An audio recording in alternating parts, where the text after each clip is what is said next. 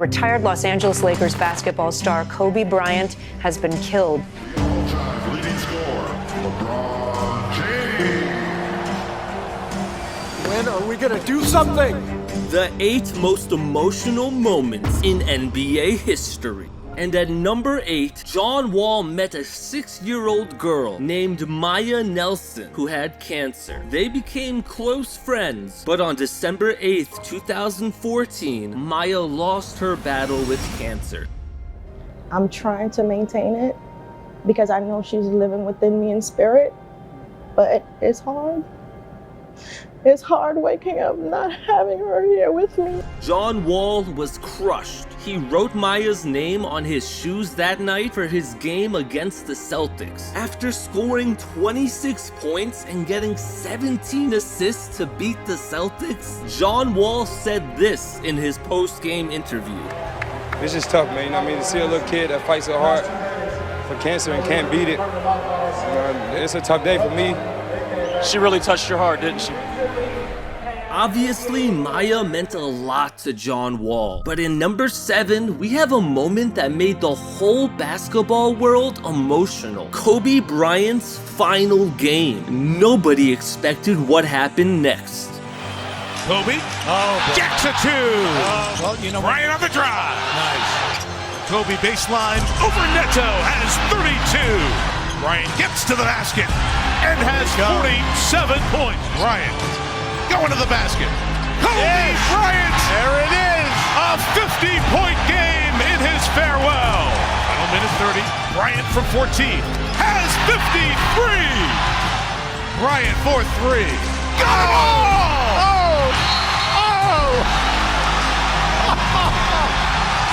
Bryant on the move with the jumper. He got it! My! 58 points! And the Lakers lead!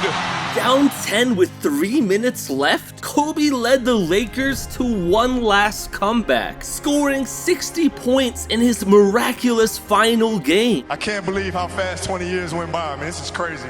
I mean, you can't write something better than this. All I can do here is just thank you guys. Thank you guys for all the years of support. To my family, my wife Vanessa, our daughters Natalia and Gianna, thank you guys for all your sacrifice. There's no way that I can thank you enough for that. So, what can I say? Mamba out. But in number 6, we have an emotional moment that started with tragedy but turned into an inspiration. Like when Klay Thompson tore his ACL in Game 6 of the NBA Finals.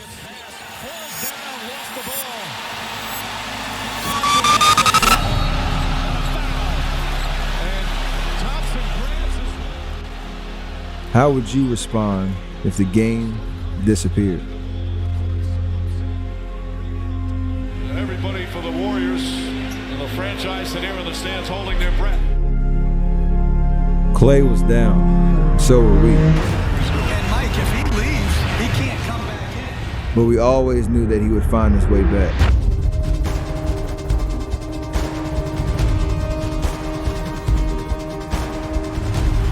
From the Oracle crowd. Very similar to the Boston experience of Paul Pierce. A little bit. Or the knee, excuse me, as he now has 29 points. And I'm not sure they're going to foul. I think they're signaling to go back and play zone. This man came out of the locker room with a torn ACL to shoot 2 clutch free throws for his team. That's a real team player. But in number 5, things start to get really emotional as one decision made the entire NBA community furious. The answer to the question everybody wants to know. LeBron, what's your decision? In this fall, man, it's very tough. In this fall, I'm going to take my talents to South Beach and join the Miami Heat. This is terrible. This is the worst thing that could ever happen to Cleveland. He kept us in the dark all the way up to the end. He's a loser. He's not a winner. Angry like we've never seen before. And for him to go on there and drag us through the mud for 7 years and stab us in the heart, he deserves everything he gets. I hope he never wins anything in Miami. Players were angry at LeBron. Fans were angry at LeBron. He betrayed Cleveland, and by joining a super team, it felt like he betrayed the entire NBA. But at number 4, get your tissues ready, because we've never seen J.R. Smith this emotional. J.R. Smith, today is Father's Day. I remember listening to an interview with you talking about working at your father's construction job and knowing that that's not what you want to do with your life. Can you just talk about the role that he's played in your life and what it means to you to be able to share this moment with him? I mean, my parents, my family, that's the biggest inspiration of my life. I've been in a lot of dark spots in my life, and if it wasn't for them, I wouldn't be able to get out of it. I know a lot of people don't have their parents in their life, their mother or their father, but I just want to be like them when I grow up. I mean, everything I do is for my parents and my family. I mean, I don't really, the cars is nice, the houses is nice, but none of this matters without them. Dads can mean everything to us, and clearly JR's dad meant everything to him. But in number 3, a death in the family led to one of the saddest moments the NBA has ever seen. Tragic news affecting Boston Celtics star Isaiah Thomas. His sister was killed in a one-car accident early Saturday morning, according to Washington State Police. And tears streaming down the face of Isaiah Thomas. He will play. And moments ago, he was introduced to the home crowd. Bradley and Isaiah looking for another one. Oh, look at the pass. And Bradley had Lopez closing out on him, gives it right back. Oh, I'll tell you how happy I am for him to be playing this way and just getting lost in the game with all the grief that he's experienced in the last 24 hours. I saw it watching the game. You know, at no point was he going to get tired. And I just think that she was just looking down on him and just giving him any little extra motivation, any little touch, any little spring. And, you know, when you're on the court, that's your sanctuary. Where is this coming from, man? Where is this coming from? It's my sister, so everything I do is for her, and she's watching over me, so that's all her. And I'm sure she was proud of him. But in number 2, Derrick Rose was supposed to be the next Michael Jordan. 6-3-50. Ronnie Brewer on the floor for the first time for Chicago. What a move by Rose, twisted his arms. And Rose, oh, the reverse window. You are the youngest MVP in NBA history. Until everything fell apart. Oh, Rose came down bad on his left foot. See him holding onto his knee and down. They were mad because I sat the whole year out. Derrick's image in Chicago took a huge hit, and all of the good work that he had done before just went away. Poof, like that. Can you think of playing for another team other than the Bulls? I don't think so, unless they trade me or something. Unless they trade me. Derrick thought he would play in Chicago forever. He thought the Bulls believed in his ability to come back and be a top player. So nervous right now. I don't know why. What's up, E?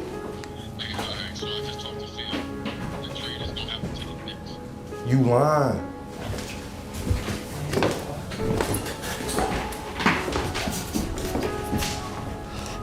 You serious?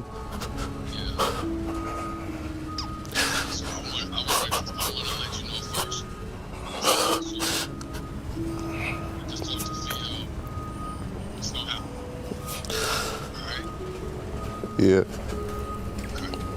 Okay, or are you just in awe?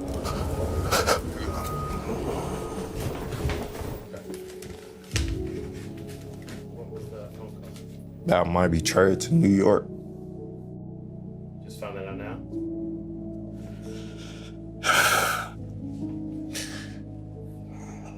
After sort of bouncing around a little bit the last couple of years, that maybe you found a little bit of stability here that you wanted? Of course, I'm just looking for comfort. It's like the Bulls gave up on him. But Derrick Rose didn't give up on himself. As he joined the Timberwolves, he had a mission. Derrick Rose straight away looking at triple, cans it. Rose attacks, challenges Gobert, and Gobert couldn't get there in time. Rose playing really well for the Timberwolves. Rose. Derrick Rose has 41. Rose gets inside, puts up a tough shot, and hits it anyway. Rose will fire for three. That won't drop. Another rebound. Exum has it blocked in the corner by who else? Derrick, 2011 MVP, Rose. Everybody just streams out on the floor to greet him, showing the respect.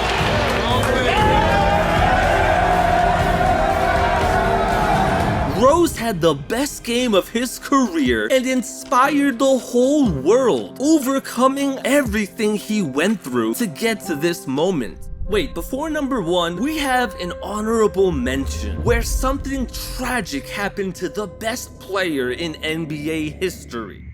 He was my rock. We were very close. You know, he had a very strong influence on Michael's life. He just was a wonderful, wonderful, positive man.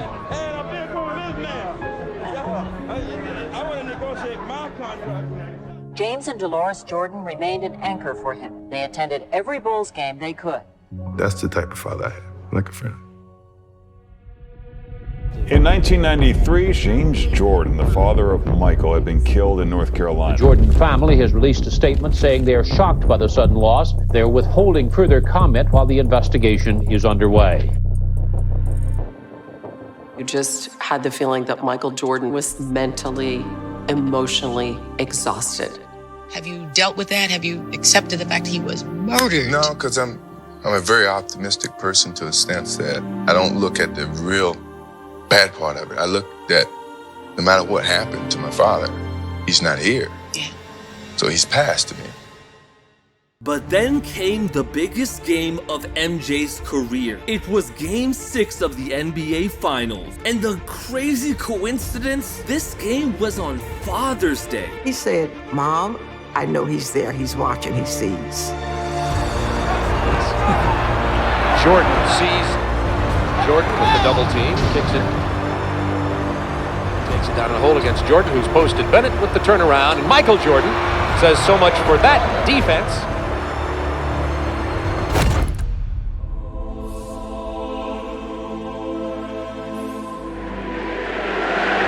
I know he's watching. To my wife, and to my kids, and to my mother, my brothers and sisters. This is for Daddy. I'm very happy for him.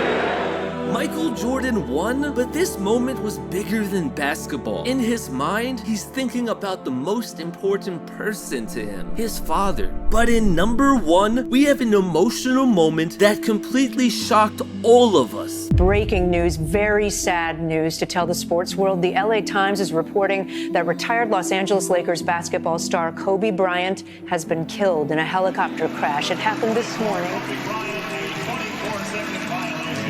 Public address announcement in honor of Kobe Bryant. While Kobe was a competitor to LeBron in his career and to Michael Jordan's legacy, in this moment, he wasn't competition. He was family. Kobe left nothing in the tank. He left it all on the floor. Kobe was my dear friend. He was like a little brother. And as I got to know him, I wanted to be the best big brother that I could be. We talked about everything. And he was just trying to be a better person. When Kobe Bryant died, a piece of me died. Please rest in peace, little brother.